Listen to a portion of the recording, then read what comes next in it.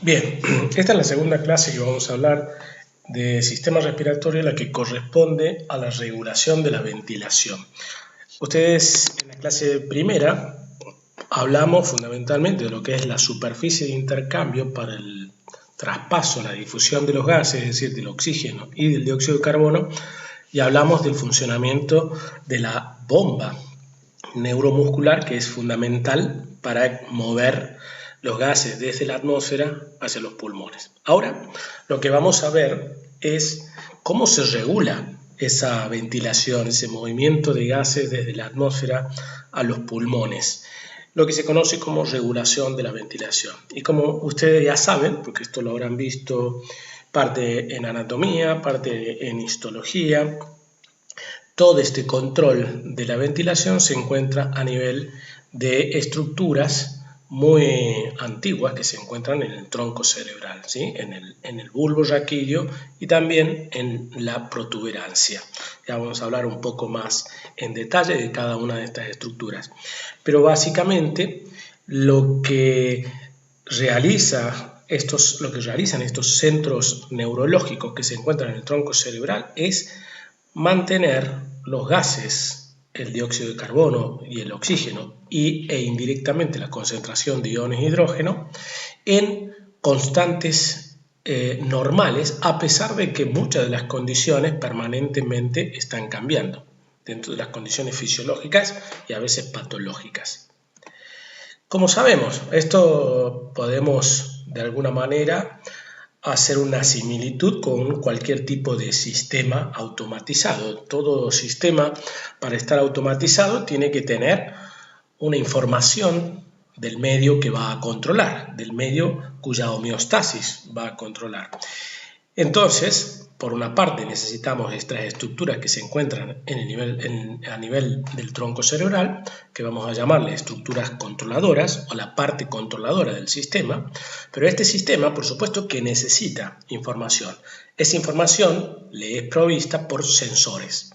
Y los sensores van a ser de distintos tipos y van a estar ubicados en distintos sitios en forma estratégica, para estar permanentemente detectando cambios químicos, pero también mecánicos, aunque sobre todo vamos a ver químicos.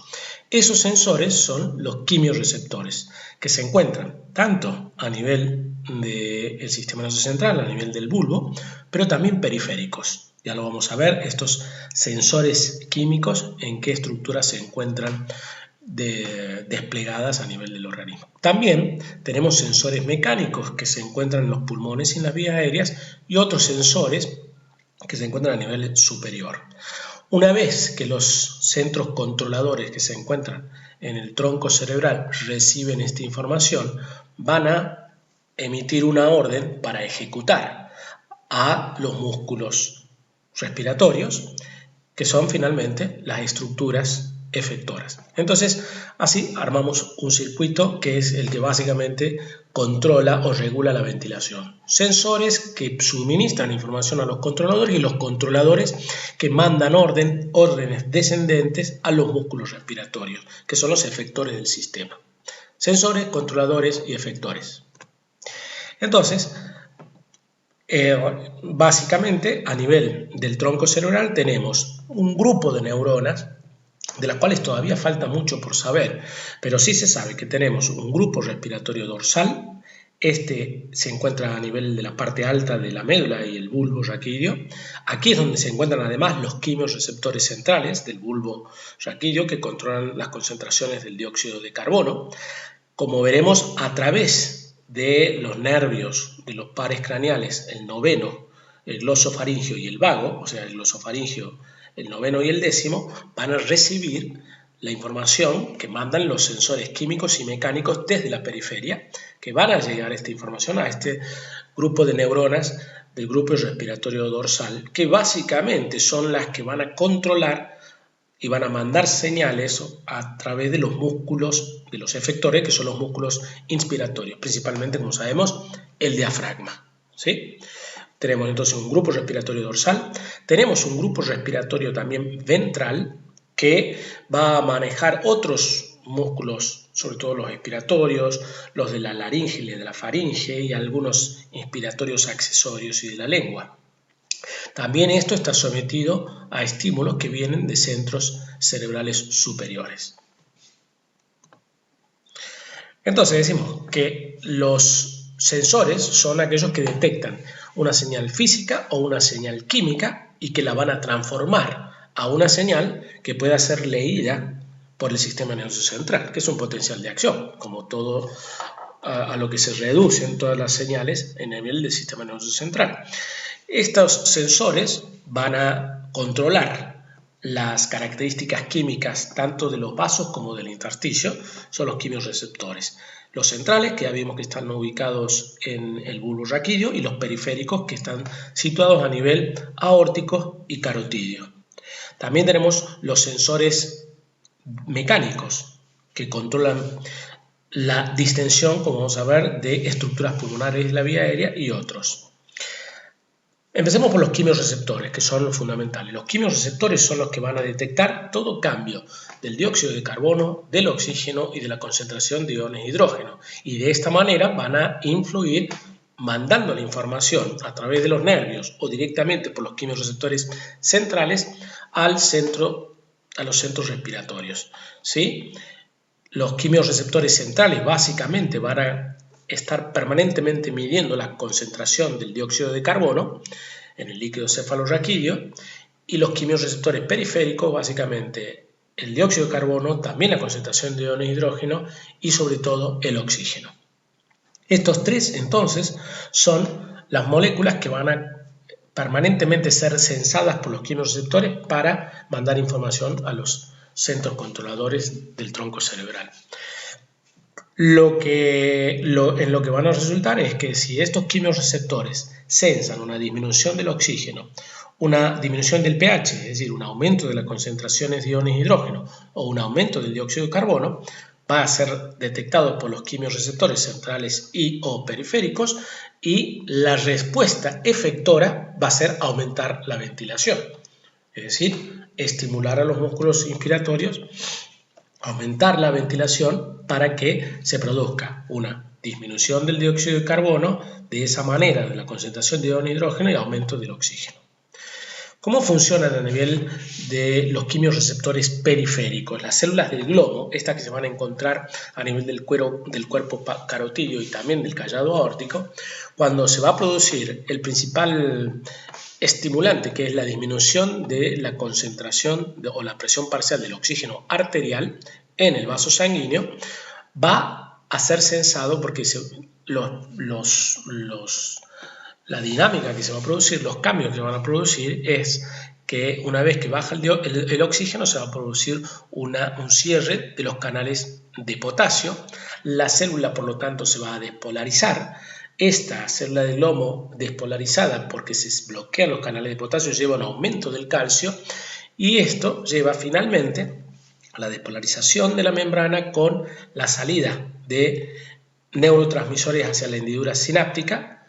Este neurotransmisor va a generar un potencial de acción en la vía aferente de los nervios glosofaríngeo y vago, y van a ir a través de estos nervios al tronco cerebral a estimular, a mandar para que el centro controlador, ese grupo de respiratorio dorsal, mande la orden a los músculos inspiratorios para aumentar la ventilación. A nivel de los quimiorreceptores centrales, lo que van a hacer los quimiorreceptores centrales es fundamentalmente sensar el dióxido de carbono. Cuando se produce un aumento del dióxido de carbono, estos quimiorreceptores centrales que se encuentran en el bulbo raquídeo van a estimular la ventilación para que el cambio sea el mismo que vimos anteriormente: disminuir el dióxido de carbono y aumentar el oxígeno. Esto es lo que sucede a nivel de los quimiorreceptores centrales. Nosotros sabemos que el oxígeno, el hidrógeno, no atraviesa fácilmente la barrera hematoencefálica, pero sí el dióxido de carbono es muy difusible. Por lo tanto, desde el capilar cerebral pasa el dióxido de carbono. Si este aumenta, lo que va a hacer es lo siguiente: a través de la anhidrasa carbónica va a juntarse con el agua para formar ácido carbónico, que luego se va a disociar en el ion bicarbonato y en el ion hidrógeno. Este ion hidrógeno, es el que va a estimular el quimiorreceptor central para que el bulbo raquídeo, el grupo respiratorio dorsal, aumente la ventilación. Al aumentar la ventilación va a aumentar el oxígeno y va a disminuir el dióxido de carbono. ¿Sí? Es algo similar a lo que sucede con el dióxido de carbono a nivel de los quimiorreceptores periféricos en cuerpos aórticos y carotídeos. Pero este es el mecanismo fundamental que sucede a nivel de los quimiorreceptores centrales. Hay que tener en cuenta en enfermedades respiratorias crónicas que existe una tolerancia con el tiempo, digamos.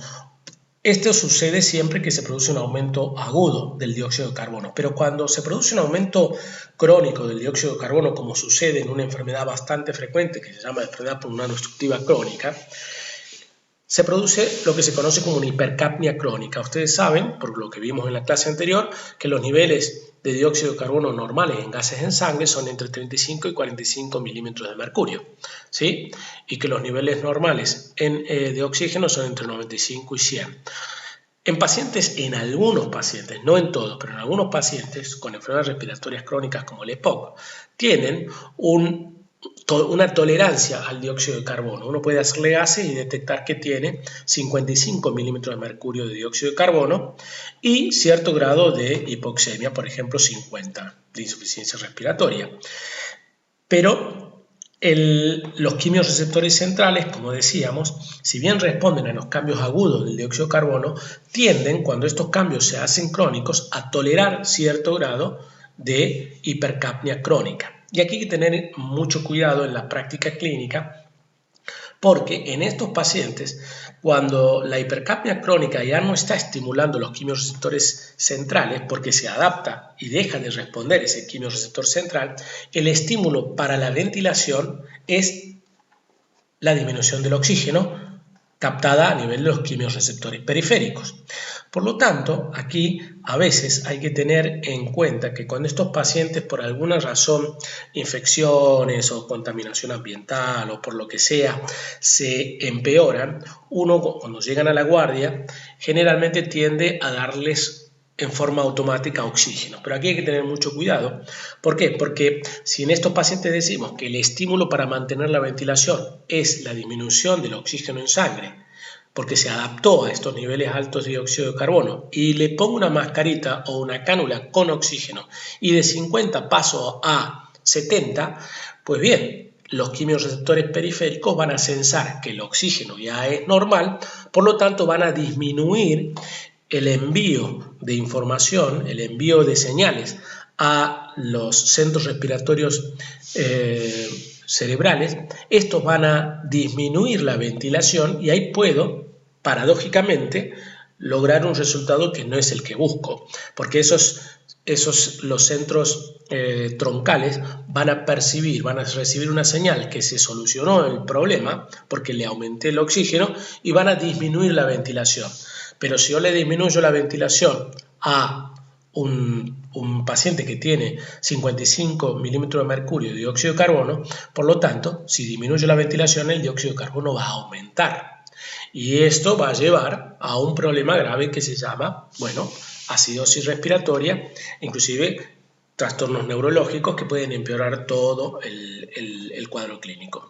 Por lo tanto, esto hay que tener mucho cuidado cuando uno empieza a darle oxígeno a estos pacientes. Generalmente hay que empezar con muy pequeñas cantidades de oxígeno y ver cómo se comporta el dióxido de carbono. Luego, los cambios que vamos a observar a nivel de la ventilación van a ser exactamente lo contrario, cuando lo que se produce es una disminución del dióxido de carbono en el alvéolo, en el plasma y en el líquido cefalorraquídeo. Cuando se produce una hipocapnia, una disminución del dióxido de carbono, por lo tanto, a nivel de los quimiorreceptores centrales se va a producir el efecto contrario. Va a mandar la orden a nivel de los centros respiratorios para que se disminuya la ventilación, para lo cual, o para que el resultado sea el aumento del dióxido de carbono en plasma y en el alvéolo. Decíamos entonces que los sensores van a detectar cambios químicos y también cambios mecánicos. De esto se trata cuando hablamos del reflejo de Hering-Breuer, que son mecanorreceptores, receptores de cambios físicos que se encuentran tanto a nivel de las paredes de la vía aérea y en el parénquima pulmonar, que van a detectar la extensión e insuflación de los tejidos pulmonares al final de la inspiración. Al detectar la insuflación, el estiramiento, van a inhibir aquellas neuronas del grupo dorsal que son las neuronas inspiratorias y por lo tanto va a parar el estímulo inspiratorio de los músculos inspiratorios, fundamentalmente el diafragma se va a relajar y se va a iniciar la expiración. Al final de la expiración se vuelven a estimular las neuronas del grupo dorsal para comenzar nuevamente el ciclo inspiratorio, la fase inspiratoria del ciclo respiratorio. También sucede esto, los sensores mecánicos, cuando distintas aferencias propioceptivas son estimuladas durante el ejercicio, que son las que van a activar sobre todo el grupo de neuronas del grupo respiratorio ventral, que son los que van a activar a los músculos inspiratorios accesorios y a los músculos expiratorios. Pero como decíamos, son receptores propioceptivos que van a funcionar en determinados momentos fisiológicos o patológicos. Y finalmente decimos que también los centros cerebrales superiores afectan la ventilación. Por eso, muchas veces el ritmo ventilatorio puede cambiar o oscilar de acuerdo a qué tipos de pensamiento o emociones, o inclusive de manera voluntaria. Es decir, también existe una influencia de centros cerebrales superiores sobre los centros del tronco cerebral que controlan la ventilación. Finalmente, algunas palabras sobre la definición de hipoxia. Sabemos nosotros que hipoxia es la disminución del tenor o de la presión parcial de oxígeno a nivel de los tejidos. Las causas pueden ser una alteración de la respiración pulmonar o externa o de la respiración celular o interna. Ya dijimos nosotros que la respiración externa o pulmonar es el movimiento de gases entre el medio ambiente y las células y que la respiración celular es la reacción intracelular de una vez que el oxígeno entra en la célula con moléculas orgánicas para la generación de energía, agua y dióxido de carbono. A nivel de cualquiera de estas etapas se puede producir una alteración que lleve a que no haya suficiente cantidad de oxígeno a nivel del tejido o de la célula. Así tenemos una clasificación de hipoxia, que repetimos, hipoxia es la disminución del oxígeno a nivel de los tejidos.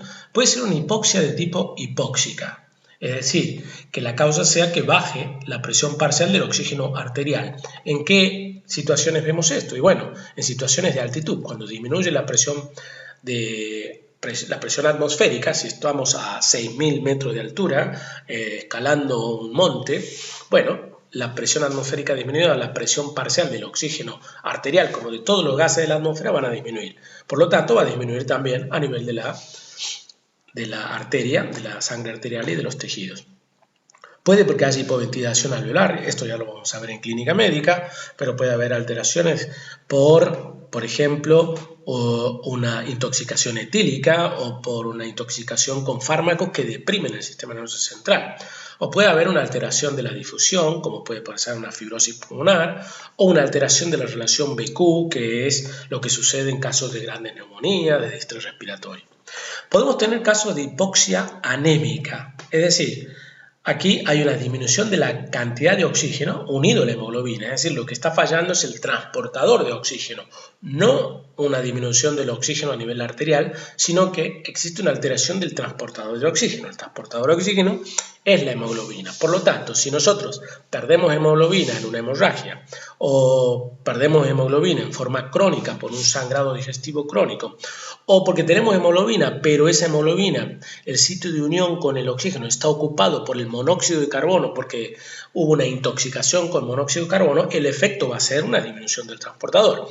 Estos son casos o ejemplos de hipoxia anémica. Luego tenemos la hipoxia isquémica, en donde hay una reducción del flujo de sangre, es decir, no falla ni esto ni falla la hemoglobina. Hay una reducción del flujo de sangre a un tejido. Puede ser a todos los tejidos cuando se produce una insuficiencia cardíaca dilatada, por ejemplo, con una expulsión de un volumen sistólico mínimo, no llega sangre a los tejidos. Por ejemplo, el miocardio, si existe un trombo que está tapando una arteria coronaria, o si existe un shock anafiláctico porque bajó muchísimo la presión arterial por algún alergeno o porque hay una alergia a la penicilina, por ejemplo. Finalmente tenemos los casos de hipoxia histotóxica, es decir, no hay ninguna alteración en todos los niveles previos, pero existe una incapacidad de la célula para usar el oxígeno porque hay una intoxicación. El cianuro es quizás el mejor ejemplo de una hipoxia histotóxica, es decir, una toxicidad celular por un veneno que no permite, en este caso, la utilización del oxígeno. Por lo tanto, se produce una hipoxia a pesar de que todos los otros sistemas funcionaron correctamente.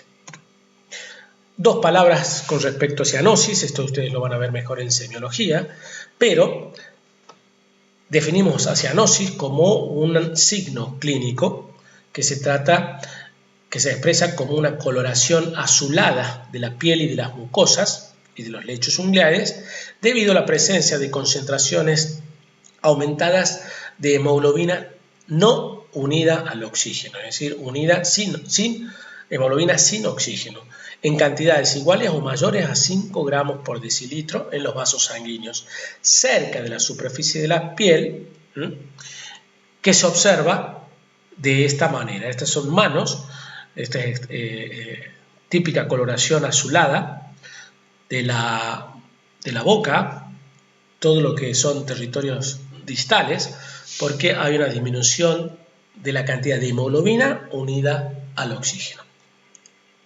Esto ha sido todo. Muchas gracias. Nos vemos en las próximas clases.